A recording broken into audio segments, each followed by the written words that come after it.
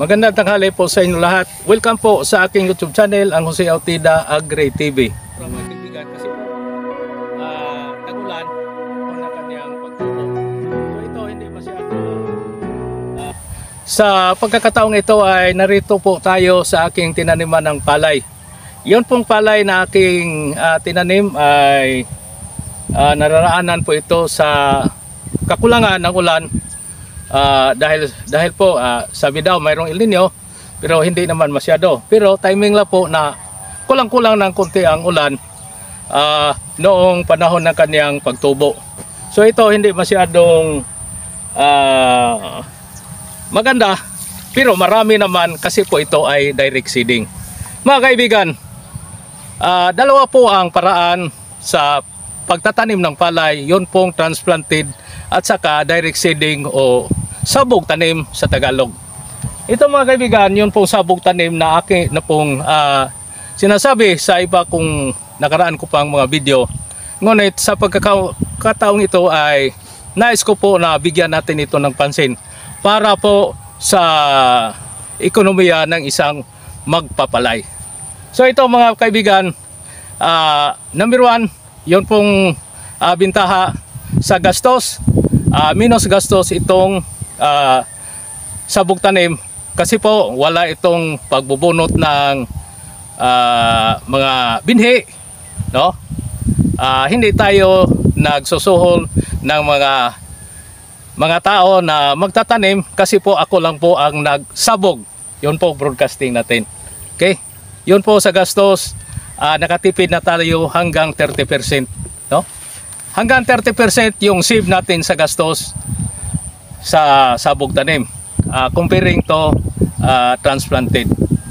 So ito mga kaibigan, yun pong pagiging mataba sa lupa. Nakatutulong po ito kasi po pag nagsasabog tanim po tayo, yun, hindi na binunot natin ang mga punla, no? So sa kanyang pagtubo hindi na na-stress po kasi tuloy-tuloy na po. Comparing to transplanted na binunot pa natin, saka dinala sa transplanting area at saka tinanim. So minus na po, naka-minus po tayo sa matatawag natin yung pong pagkain niya. Kasi mayroong oras na binunot natin mga kaibigan. So comparing to nakasibo na siya, tuloy-tuloy na po ang kanyang pagtubo. So yun pong kagandahan, no? Mayroon namang disadvantage na konti, pero may solusyon. Yun pong baka kakanin ng ibon, kakanin ng kohol, pero may solusyon po mga kaibigan. Sa katunayan, ito pantay po, pantay, no? Pantay. Pag mayroon mang kinain ng kohol, replacement lang po tayo, no? Bubono tayo sa lugar na marami pong binhi at saka magtatanim po tayo. Yon po na po ang control, pagkokontrol ng mga damo. So ito mga kaibigan, walang damo. Walang damo, o sa nakikita nyo, wala. Okay, maganda. So ano po ang control natin? Sa ngayon mga kaibigan, mayroon na pong herbicide na angko po sa ating pagsasaka, nagsabog tanim po tayo. Kailangan susunod lang po tayo sa tamang araw na kailan tayo nag-a-apply. Pero mga kaibigan, pag irrigated po ang area natin, kontrolado po natin ang tubig, hindi na kailangan mag-spray pa tayo ng pampatay ng damo. No, hindi na kailangan kasi po yung paraan natin, pagsabog natin, pagkalipas ng 5 araw, apply tayo ng complete fertilizer. Yun pong paraan natin. Pagkalipas ng 5 araw para po mabilis ang pagtubo, no? Mabilis ang pagtubo. At saka pag mabilis ang pagtubo, pwede tayong lagay kaagad ng tubig. Yun pong tubig natin, yung na po ang magpapahina sa mga damo na nandyan, no? Yun po pagpahina, talagang hindi na po sisibol ang mga damo kasi nauuna po ang ating palay, no? Halimbawa, walang ulan, talagang medyo mahirapan tayo sa pagkontrol. So talagang hindi maiwasan sisibol ang mga damo. Apply lang tayo. Yun pong non-selective herbicide. Yun pong magkokontrol sa mga damo sa palayan. Mayroon po ngayon sa mga kaibigan, hindi ko lang i-mention, baka maano tayo, may strikean tayo kasi nagpromote tayo ng produkto na hindi naman tayo nakikinabang. So pwede kayo makabili sa mga agri-bed supply. So itong ginagamit natin, pero sa ibang mga area, hindi na. Pag mayroon lang tubig, yan, lalagyan natin ng maraming tubig ang ating direct seeding.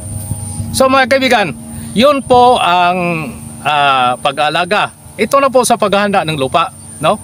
Kailangan pag naplano po tayong direct seeding po, talagang mapipili tayo ng mga variety ng palay na angkop po sa direct seeding.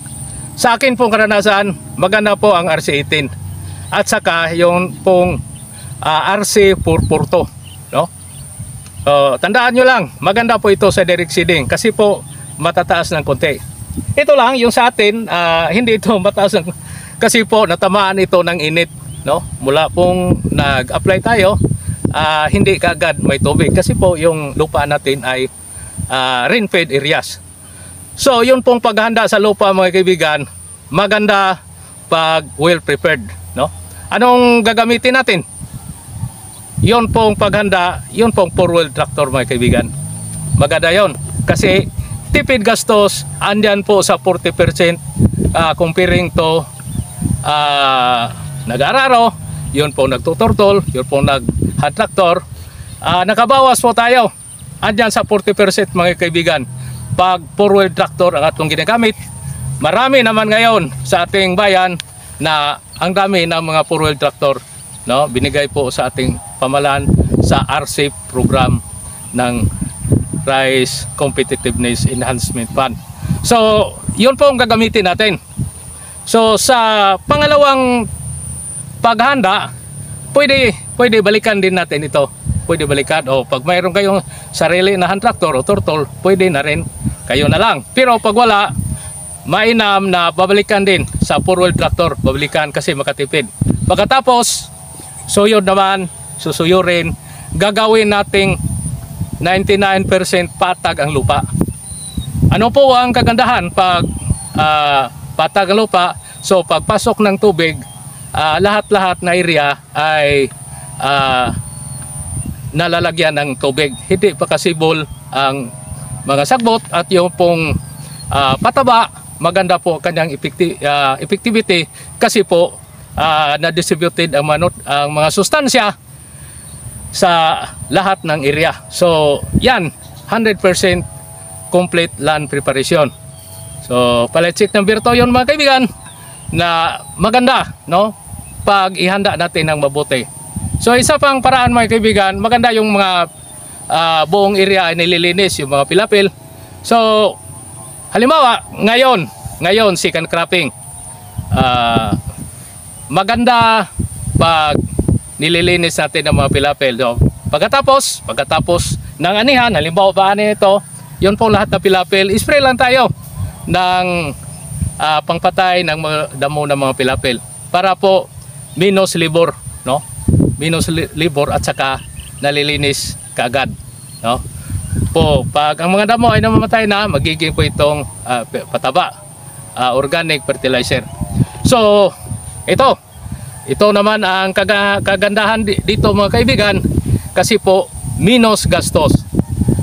Yun pong napapansin po natin tuwing second cropping mga kaibigan, nahirapan tayo paghanap ng gumagawa sa ating palayan.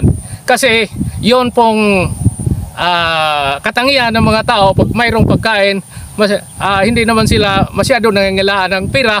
So mahirapan tayo paghanap ng gumagawa sa ating palayan. Kasi po may mga palay na sila. So dito na lang tayo, direct seeding na lang po tayo.